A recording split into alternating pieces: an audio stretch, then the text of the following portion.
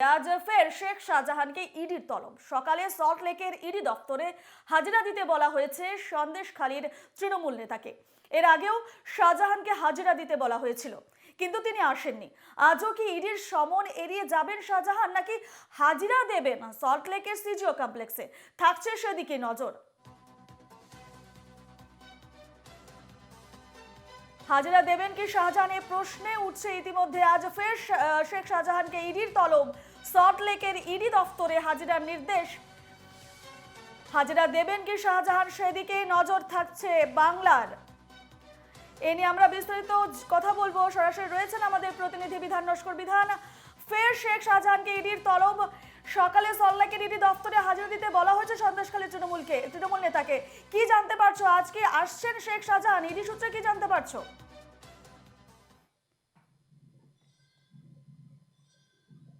একেবারেই দেখো রূপা, তোমাকে জানিয়ে রাখি যে মেল মারফত কিন্তু নোটিশ পাঠানো হয়েছিল শেখ শাহজাহানকে, যে রেশন দুর্নীতি মামলায় এই শেখ শাহজাহান তাকে কিন্তু জিজ্ঞাসাবাদ করতে যায়। ইতিমধ্যেই গ্রেপ্তার হওয়া বাকিবুর রহমান এবং ধৃত মন্ত্রী জ্যোতিপ্রিয় মল্লিক তাদেরকে জিজ্ঞাসাবাদ করে বা তদন্তে বেশ কিছু তথ্য উঠে এসেছে, যেখান থেকে কিন্তু এই শেখ শাহজাহানের ভূমিকা স্পষ্ট সেখান থেকে বোঝা যাচ্ছে। তার কারণ এই শেখ শাহজাহান তিনি রেশন দুর্নীতিতে ওতপ্রোতভাবে জড়িত এমনটাই মনে করছে তদন্তকারীরা। সেই কারণেই তাকে একাধিকবার নোটিশ করা হয়েছিল। এর আগেও তাকে জিজ্ঞাসাবাদ করতে চায় তদন্তকারীরা, তারপরেও তিনি সাড়া দেননি।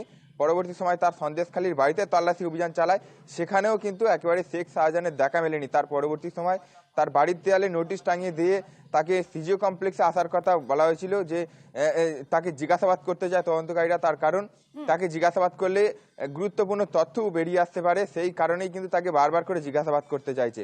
পরবর্তী সময় সব শেষে কিন্তু তাকে মেল মারফত নোটিশ পাঠানো হয়েছে। আজ 7 তারিখ তাকে সিজিও কমপ্লেক্স ইডি দপ্তরে তার হাজিরা দেওয়ার কথা রয়েছে, কিন্তু এখনো পর্যন্ত আসবেন কিনা তা কিন্তু ধোঁয়াশার মধ্যে রয়েছে। তার কারণ এর আগে একাধিকবার তাকে ডাকা হয়েছিল, তিনি কিন্তু বারবার করে আসেননি ডাকার পরেও। এবারে কিন্তু তিনি আসবেন কিনা তা কিন্তু একেবারে ধোঁয়াশার মধ্যে।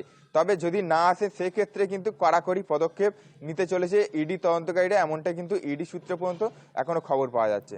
ধন্যবাদ বিধান। আমরা কথা বলছিলাম আমাদের প্রতিনিধি বিধান নস্করের সঙ্গে। যেমনটা আমরা জানাচ্ছিলাম, আজ সল্ট লেক ইডি দফতরে হাজিরার নির্দেশ দেওয়া হয়েছে শেখ শাহজাহানকে। এর আগেও শেখ শাহজাহানকে ইডি তলব করেছিল, সেই হাজিরা কিন্তু উপস্থিত হননি, এড়িয়ে গেছেন শেখ শাহজাহান। আজ প্রায় 33 দিন হয়ে গেছে পলাতক অধরা শেখ শাহজাহান। আজ সকালে সল্ট লেকের ইডি দফতরে হাজিরা দিতে বলা হয়েছে সন্দেশখালীর তৃণমূল নেতাকে। এর আগেও শাহজাহানকে হাজিরা দিতে বলা হয়েছিল, কিন্তু তিনি আসেননি। আজও কি ইডির সমন এড়িয়ে যাবেন শেখ শাহজাহান, নাকি হাজিরা দেবেন সল্ট লেকের সিজিও কমপ্লেক্সে? থাকছে সেদিকে নজর।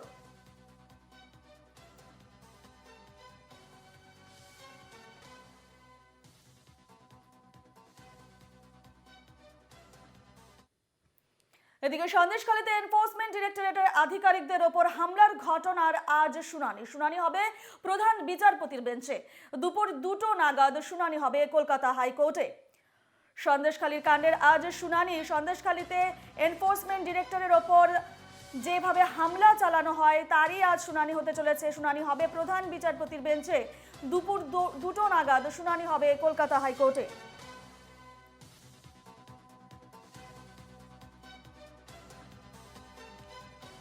ইডির আধিকারিকরা যখন সন্দেশখালীতে শেখ শাহজাহানের বাড়িতে তল্লাশিতে যায়, সে সময় এনফোর্সমেন্ট ডিরেক্টরের আধিকারিকদের ওপর চড়া হয় সেখানের বাসিন্দারা। এরপর থেকেই কিন্তু পলাতক শেখ শাহজাহান। তবে যে হামলা হয় ইডি আধিকারিকদের ওপর, তারই শুনানি হতে চলেছে আজ।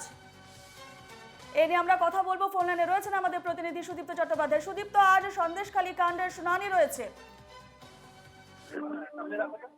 দেখো, সন্দেশখালী কাণ্ডে যে ইডি আক্রান্ত হওয়ার ঘটনায় যে সিট গঠন করেছিল সিঙ্গেল বেঞ্চ সিবিআই এবং রাজ্য পুলিশের যৌথ উদ্যোগে, সেই সিট নয়, সিবিআই কে এককভাবে তদন্তের আর্জি জানিয়ে প্রধান বিচারপতি বেঞ্চে আবেদন জানিয়েছে ইডি।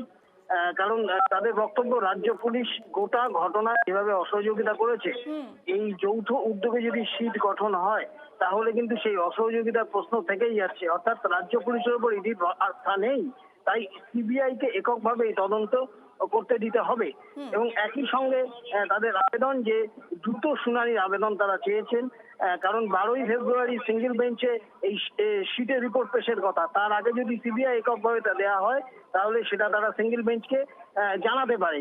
সব মিলিয়ে আজ এই আবেদনের শুনানি হবে এবং এখনো পর্যন্ত শেখ শাহজাহান অধরা। ফলে তদন্ত যদি যতক্ষণ না প্রধান বিচারপতি বেঞ্চে এই মামলা ফয়সালা হচ্ছে ততক্ষণ কিন্তু তদন্ত শুরু করা যাবে না। ফলে স্বাভাবিকভাবেই গোটা ঘটনায় যে তদন্তের গতিধারা যেটা ব্যাহত হচ্ছে, সে কারণেই মামলা যেহেতু দ্রুত নিষ্পত্তি চায় হবে এই মামলা দায়ী তাদের আবেদন। কারণ এখানে দুটো টেকনিক্যাল বিষয় রয়েছে, কারণ রাজ্য পুলিশ সিআরপিসি কোডে চলে এবং সিবিআই চলে স্পেশাল অ্যাক্ট অনুযায়ী। ফলে এই দুটো ম্যানুয়ালকে এক জায়গায় করে তদন্ত করা খুব খুব অসুবিধার। এই যুক্তিতেই কিন্তু ইডি তাদের সাবমিশন জানিয়েছে প্রধান বিচারপতি বেঞ্চে এবং আজ দুটোর পরে এই আবেদনের শুনানি হবে যে এই সিটই তদন্ত করবে না সিবিআই এককভাবে এই সন্দেশখালী কাণ্ডের তদন্ত করবে সেটা নির্ধারণ করবে প্রধান বিচারপতি বেঞ্চ। বেশ, ধন্যবাদ তোমাকে সুদীপ্ত।